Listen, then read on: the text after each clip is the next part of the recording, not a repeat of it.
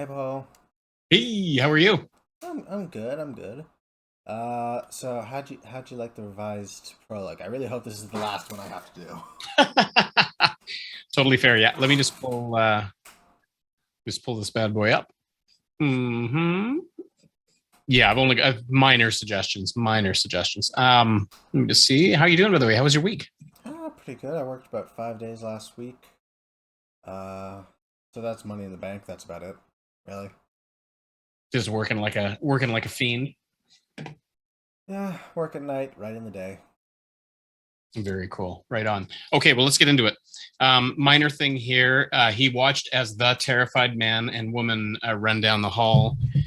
Usually, as a general rule, you'd say the terrified man and woman if they'd been introduced before, as if to suggest, oh, yeah, those people who I saw, but since we haven't been introduced to them, unless I missed something, it would be he watched as a terrified man and woman ran through because this is their first introduction. Okay.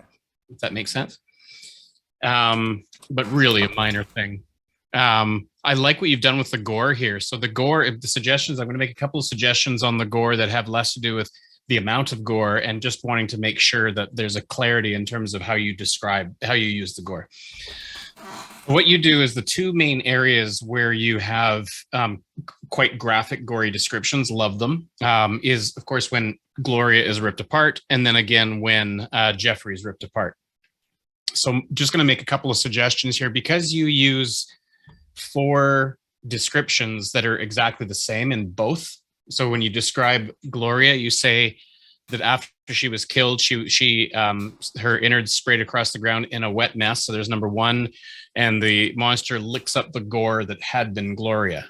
Then when we go down to Jeremy, we've got the word wet again and lapping up the gore. So we've got almost the exact same description, the same words used for both of them. And the same way you have the gore that had been Gloria, you've got the mess that had been two human beings. And gore in both cases, exactly. Lick up the gore, lap up the gore. And the reason usually I would want to recommend that, not necessarily that you only be gory in one place, but that you try to differentiate So and use it. maybe change up the language in the first one a little.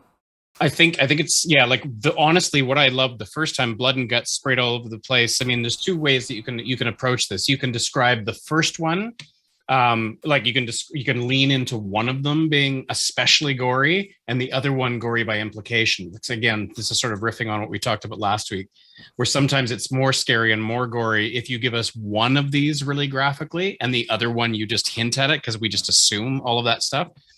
But if you are going to have two graphic descriptions, exactly, you want to change up the language. Run one of them through a thesaurus or something. Mm-hmm. Yeah, I think I'll Or just do that.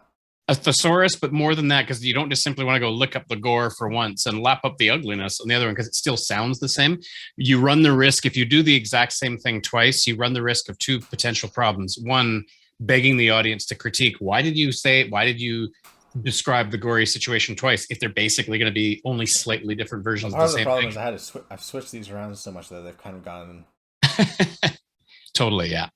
Yeah, because you just don't want people to kind of look at the writing as that's one of those things that generally tends to make people go, okay, this is a new writer because he couldn't come up with anything new the second time. So that's the main thing I would do there, is just to find a different way of describing it. And I wouldn't just simply find the problem with using a thesaurus is at best that's going to give you different adjectives, but the structure of the description is going to be identical. So So maybe what I would rewrite Gloria's death a little.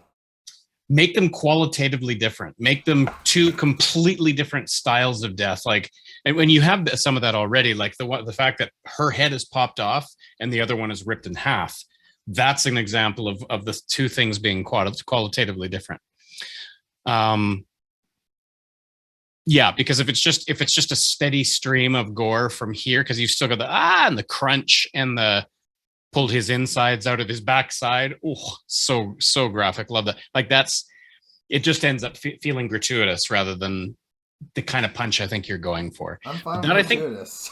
I'm what's perfectly that? fine. I'm fine with a bit of gratuitous comedy. Yeah, me too. But what it ends up totally, and be gratuitous. But what it ends up being is it actually ends up being kind of This is my opinion, it ends up being almost in a weird way boring, because it's sort of like, okay, so it's just going to be 2 straight pages of gore. Okay, I can skip through all of that. I get it. He's showing 2 people being ripped apart. I'm going to skip 2 pages so when things stop being gory. Psychologically, that can happen with a reader.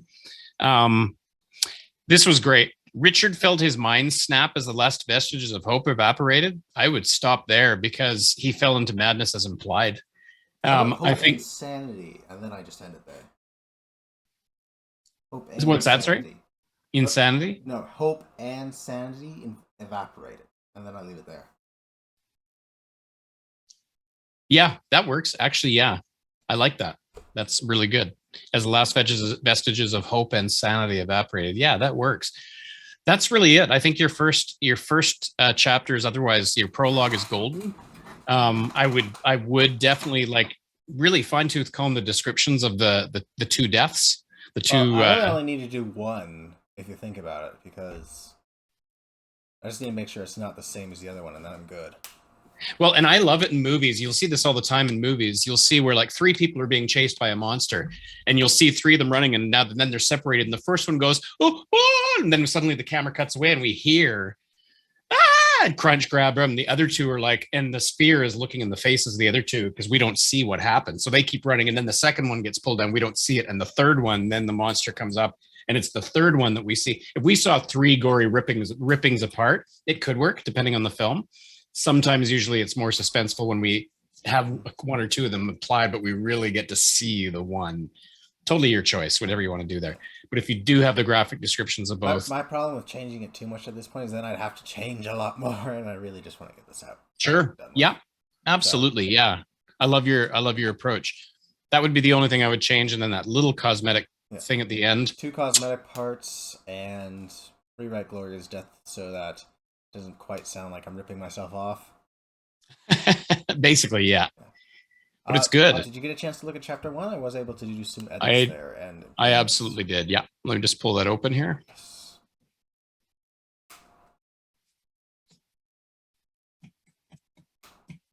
So this is great. Your edits were fantastic. The child's vanilla ice cream cone. I'm just gonna zoom in here a little bit. This is great. The whole way you've kind of tidied up the conversation between them. This, you just want to make sure that in terms of the structure of paragraphs.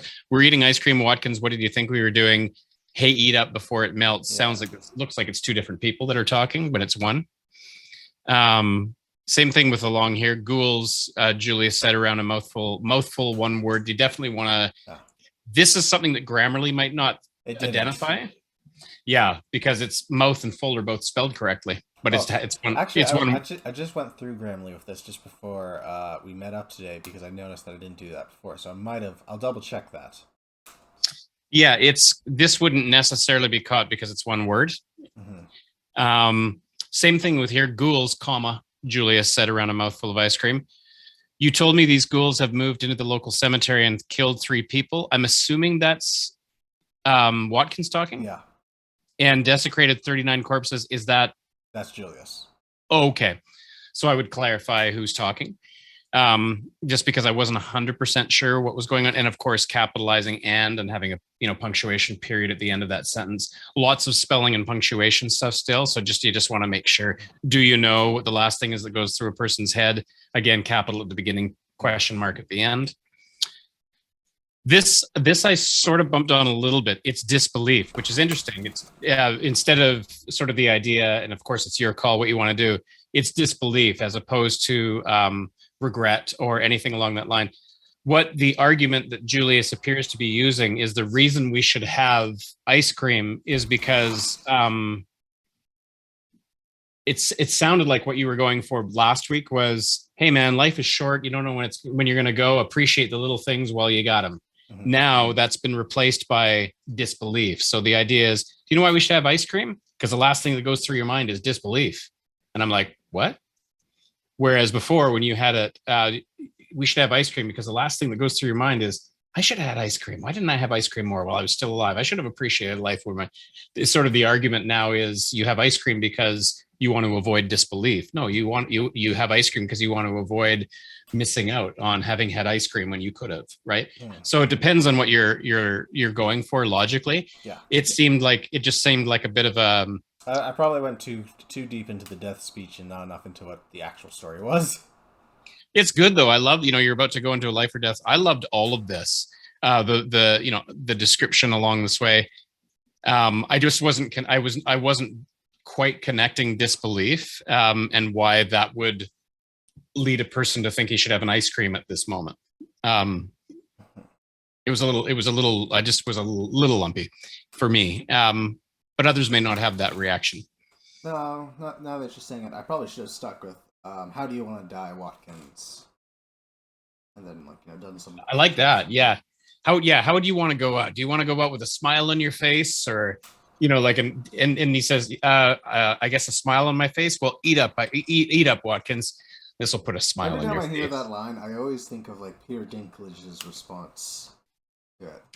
In Game of Thrones, at the age of 80 with getting a blowjob.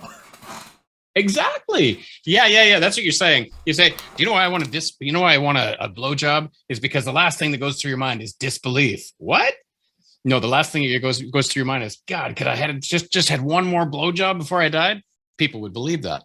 The only other thing was I wasn't 100% sure what this line meant. Then why are we sitting here?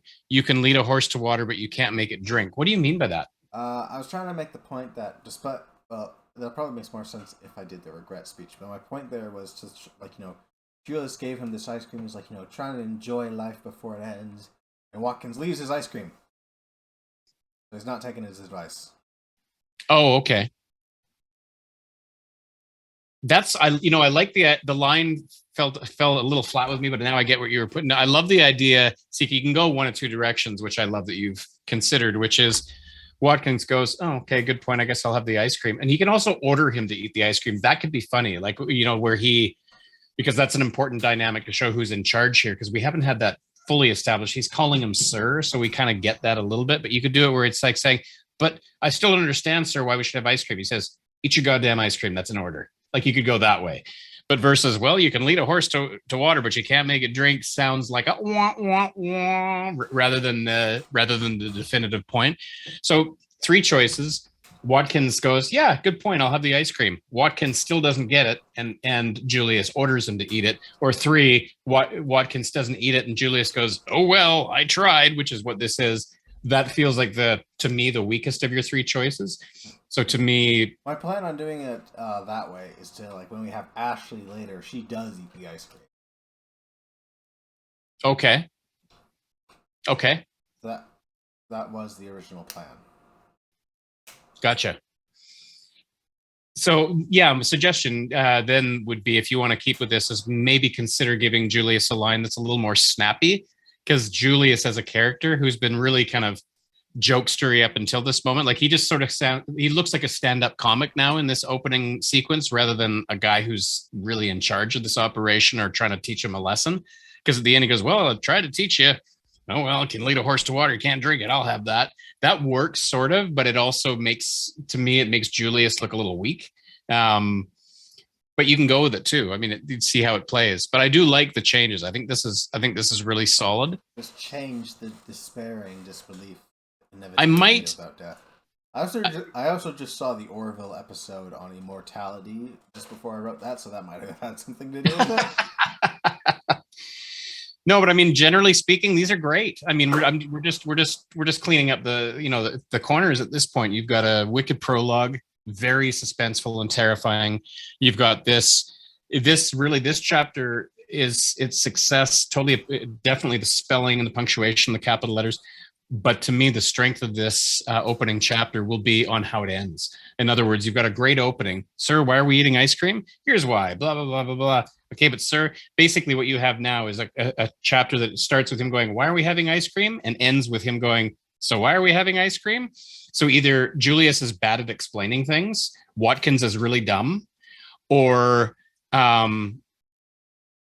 or potentially there might be a couple of different ways to end this, because right now it just sort of feels like, well, it ends the way it begins. So what was the point of the chapter? What is it saying about Julius? What is it saying about Watkins? Right now it just plays like an SNL sketch. So go back to the how do you want to die? Maybe, because at least then it gets a bit philosophical. And I would consider a slightly stronger ending. You've got options. Don't go with it just because I say. I think I would have him order him. My suggestion would be have him. Doesn't do anything different to your Ashley thing. Ashley coming along later and eating it still stands on its own, because that shows that Ashley was strong. Didn't need it explained and just went for it. Mm-hmm. Even if they did.